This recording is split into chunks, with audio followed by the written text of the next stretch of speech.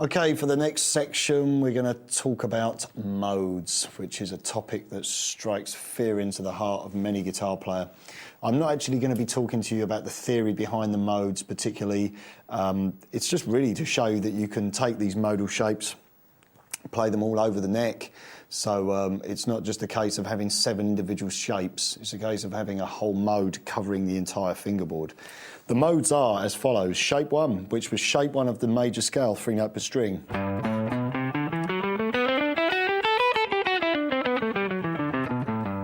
That's G Ionian.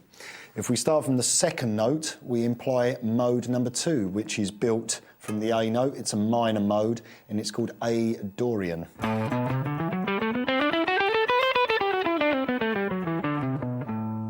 From the third note, we have B Phrygian. It's very Spanish sounding.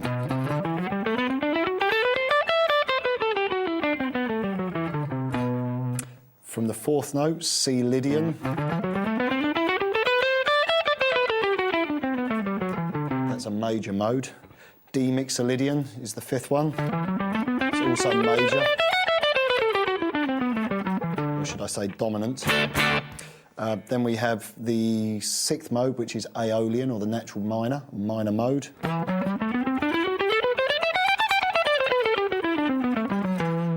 The 7th mode, which is Locrian, which is a diminished mode.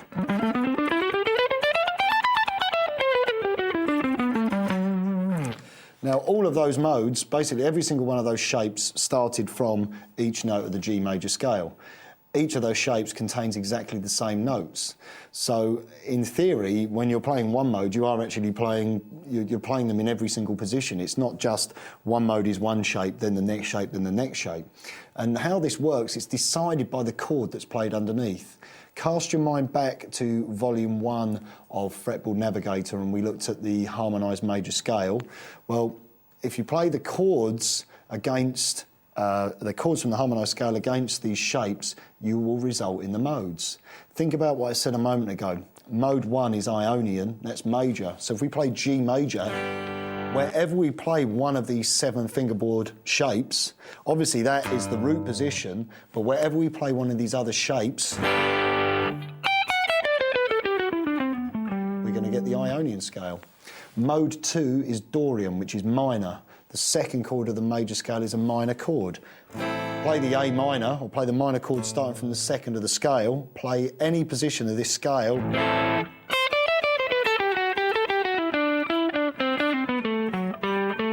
And you will get...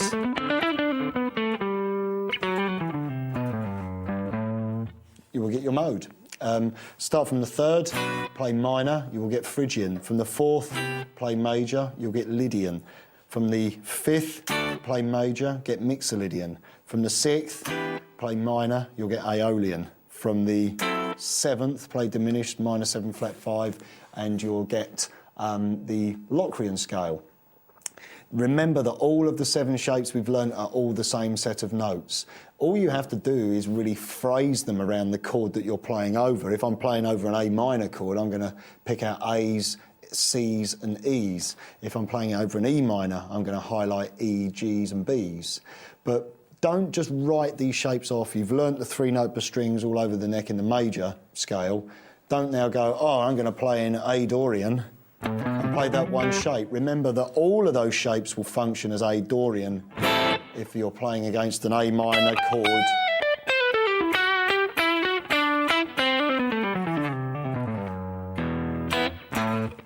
And the same with C Lydian.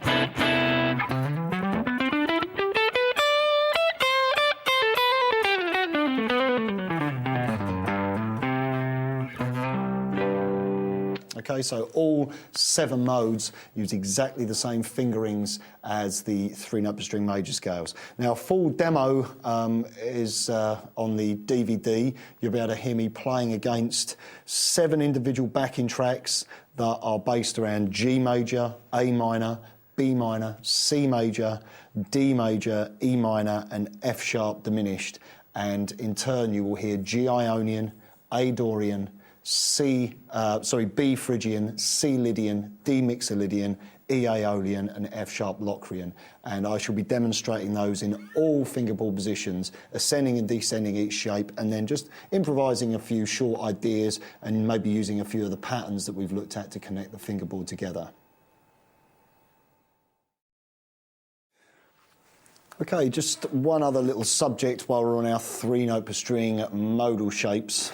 Something that's worth checking out and can add quite a lot of interesting to your playing is the topic of intervals. And intervals are basically the distances between 2 notes. So a third is 3 scale notes apart, so do, re, mi, so the distance between those 2 notes. A fourth, 4 notes apart. A fifth note, 5 notes apart. A sixth, etc. So what we can actually do is play intervals diatonically through a scale. So starting from the root note, we can play thirds, which would be then a minor third, major third, major third, minor third, minor third, major third. So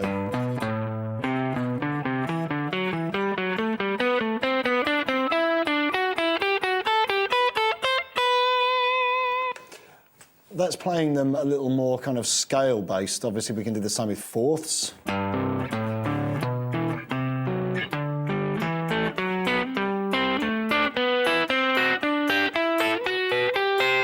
can do it with fifths.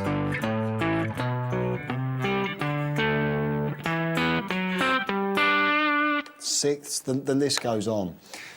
What I like to do is kind of break out of that idea a little bit of being very positional and try to move the intervals around the neck a little more. For instance, here's an interesting little pattern that I like to use quite a lot, which is a series of fifths on the top 2 strings. I play C and G, and then D and A, then E and B. Now we have F sharp and C, G and D, A and E. We have B and F sharp, C and G, D and A, E and B. And you can play some interesting patterns. I'm using that hybrid picking technique again.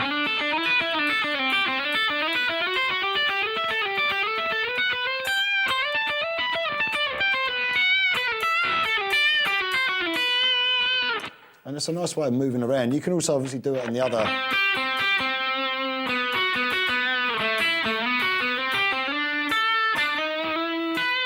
If I didn't play an E flat there, that would help. Try moving it around all over. You can really, cover quite a lot of the fingerboard that way. Other personal favourites of mine include sixths, which sound very nice.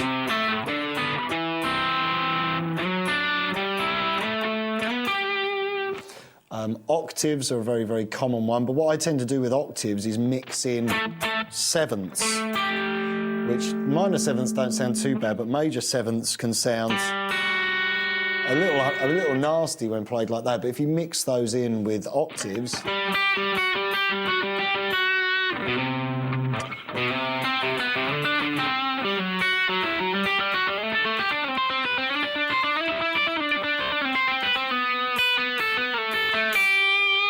you can see you can get some quite interesting little intervallic patterns that again cover large areas of the neck. I also like working with sixths on the top 2 strings, basically playing them this way round. So E, and there's my, D and B, so 3 and 7.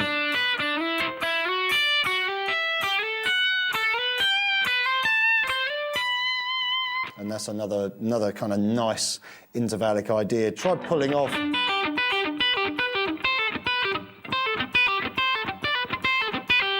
Pulling off to a fourth. We have a fourth interval there. Sixth. and a fifth, so you can, you know, mix them up. And another one that I also like, which is a little odd, which is second. You get some of the intervals clash a little bit, especially when we start dealing with things like B and C, so semitone.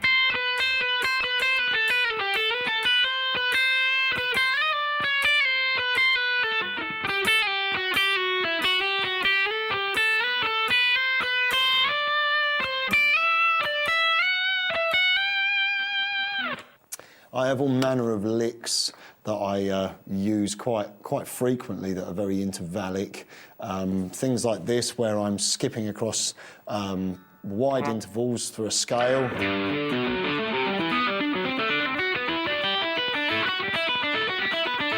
I can move that.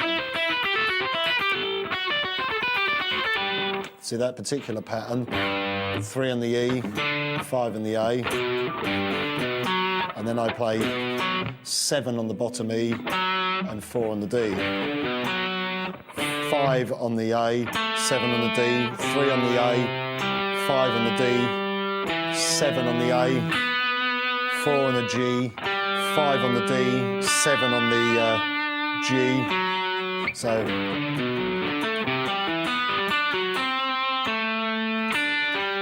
And you can just keep walking that around the fingerboard.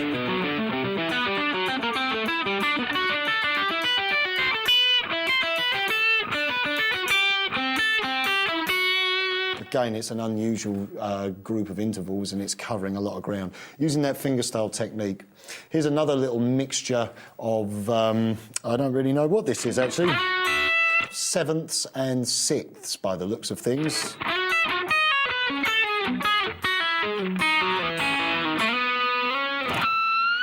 That's a little lick off of a tune of my own, and I kind of like the sort of angular sound of the intervals. And again, look how much of the neck I'm covering.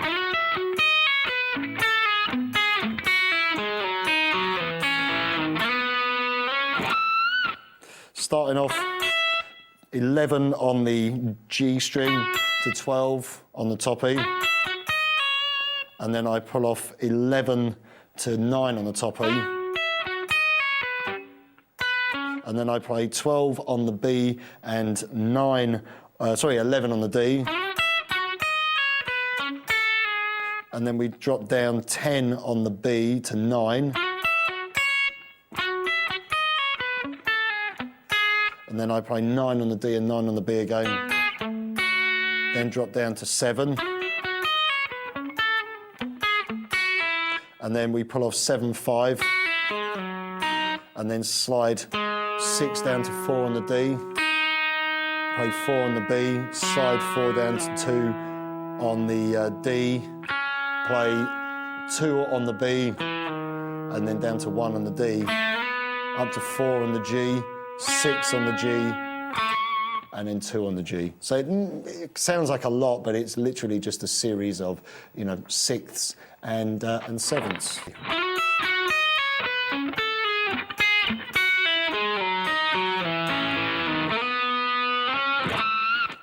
Okay, I have another little interesting finger-picked lick that uses various intervals, fifths and sixths and sevenths. It's from the same track, one of my own little instrumental tunes, and this lick also is around F-sharp Dorian as the last one that was. I'll play it for you. It kind of sounds a little weird, but you have to imagine the little riff going underneath it, and that will make a little more sense. But it's quite a nice way of, again, covering a lot of ground with intervallic ideas. So we start off by sliding 17 on the B, playing 19 on the E, down to 16 on the B, 17 on the top E, 16 down to 14 on the B.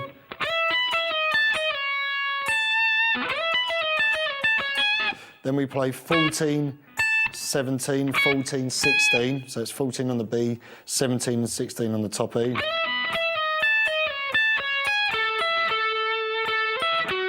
Now we have this phrase, 14 on the G, 17 on the B, 16 on the D, and 16 the B.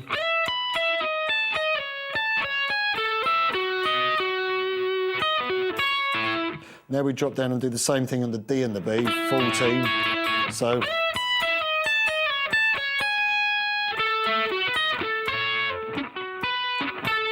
now we play, which is a sort of descending sixth thing there. 16 on the D, 14 on the G, 14 on the A, 13 on the G string, 12 on the A and 11 on the G. And we can just move that down. It just moves down diatonic before resolving to a D note. So slowly.